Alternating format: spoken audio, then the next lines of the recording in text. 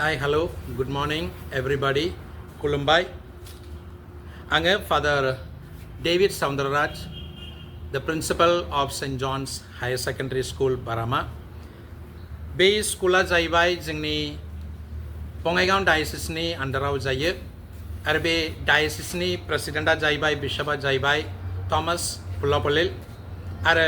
आङो बे स्कुलाव प्रिन्सिपाल जानानै बोसोरनै मावगासिनो दङ आरो बुंनो थाङोबा जोंनि स्कुला सेंट जन्स हायर सेकेन्डारि स्कुला ओरैबादि स्टेन्डार्ड जानानै दङ जोंना रिजाल्टआ बिराद मोजां जादों बे बोसोराव जोंनि फर्स्ट स्कुल टपारा जाहैबाय मिरिगां कालिता बिनि पार्सेन्टेजआ जाहैबाय 94.17 आरो 100% रिजाल्ट जोंना मोनजोबदों आरो 29 गथ'फोरा डिस्टिंक्शन लेटार मार्क जानानै थांबाय आरो 68 गथ'फोरा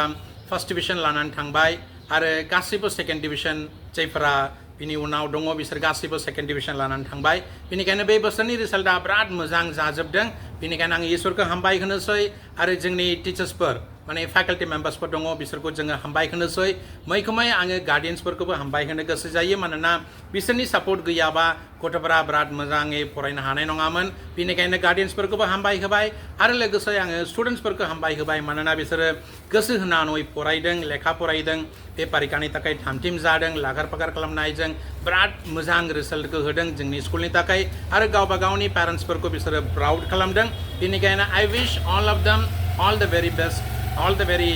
success in their life आरो आङो गोसो जायो बिसोरनि जिबनावबो बिसोरो मोजाङै आगान सुरनो हानायनि दा आङो जोंनि हायर सेकेन्डारिनि एडमिशननि सोमोन्दै एसे सावरायनो आरो प्रेस कन्फारेन्सजों बुंनो गोसो जायो बे जाहैबाय जोंनाव मोनथाम स्ट्रिम्सफोर दङ साइन्स कमार्स आर्ट्स बे साइन्स स्ट्रिमाव जोंनियाव मोननै ग्रुप जानानै दङ मोनसेया जाहैबाय फिजिक्स केमिस्ट्री मैथमेटिक्स ओमफ्राय कम्पिउटार आरो ग्रुप बीआ जाहैबाय फिजिक्स केमिस्ट्री मैथ्स ओमफ्राय बायोलॉजी बे गासैबो सब्जेक्ट्सफोरखौ लानो थाखाय जोंनाव फेकाल्टी मेम्बार्स दङ फिजिक्सनि थाखाय सानै टिचार्सफोर आरो केमिस्ट्रिनि थाखाय सानै टिचार्सफोर आरो बायोलॉजीनि थाखाय साथाम टिचार्सफोर दङ आरो कम्पिउटार सब्जेक्टनि थाखाय सानै टिचार्सफोर दङ बेनिखायनो जोंनि फेकाल्टी मेम्बार्सफोरा ओरैबादि एक्सपिरियेन्स जाखानाय बिसोरनि फोरोंनायजों जोंनि गथ'फोरा बिराद मोजाङै फरायलाङो आरो हामबाय होनाय गोसोजों बे स्कुलनिफ्राय ओंखारलाङो बेनिखायनो साइन्स स्ट्रिमनिया जोंनि फेकाल्टीया ओरैबादि गोराथार ओरैबादि एक्सपिरियेन्स जाखानाय बेनिखायनो आङो गार्डियान्सफोरखौ आरो स्टुडेन्ट्सफोरखौ खावलायो आरो वेलकाम खालामो जोंनि स्कुलाव आरो जोंनि हायर सेकेन्डारियाव साइन्स स्ट्रिमाव एडमिशन लानो थाखाय आरो लोगोसे जोंनावबो दङ कमार्स स्ट्रिमनि थाखाय जोंना साब्रै टिचार्सफोर मैखोमै दङ आरो साबजेक्टआ जाहैबाय जोंनाव बिजनेस स्टाडिज दङ एकाउन्टेन्सि दङ फिनान्स दङ इकनमिक्स दङ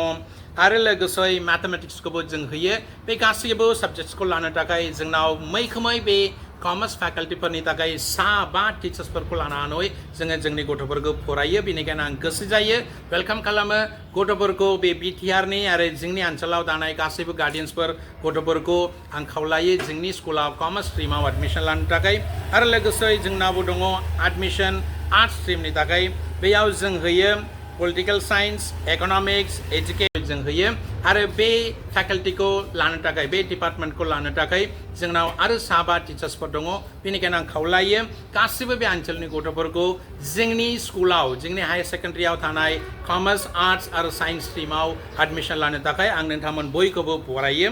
आरो बेनि अनगायै जोंनाव स्कलारशिप दङ जे गथ'फोरा मोजां मार्क लादों बिसोरनि थाखाय जोंनि स्कुलनिफ्राय स्कलारशिपखौबो दोनदों बे जाहैबाय जे गथ'फोरा 90% अबाव लाबाय 90% आरो बिनि अबाव लाबाय बिसोरनि थाखाय जोङो फ्री एडमिशन होखायो बिसोरनिफ्राय जोङो थाखा फैसा लानाय नङा नाथाय फ्रीजों जों फोरोंगोन आरो बे जाहैबाय मोनसे मोटिवेशन बादि जायफोरा 90% लाबाय फ्री एडमिशन जागोन आरो जायफोरा 85% and above जाहैबाय 75% डिस्काउंट जागोन आरो जायफोरा 80% लाबाय 50% डिस्काउंट जागोन जायफोरा जोंनि स्कुलाव एडमिशन लागोन बिसोरनि थाखाय बे स्कलारशिपखौ जों होनाय जागोन बेनिखायनो आङो प्रिन्सिपाल जानान फादार एस डेविड प्रिन्सिपाल जानान बे नोंथांमोन बयखौबो आं खावलायो आरो बरायो फैदो जोंनाव स्कुलाव आरो एडमिशन लादो आरो नोंसोरनि गथ'फोरा मोजाङै फरायलांगोन होननानै आङो समाय लायो thank you so much God bless you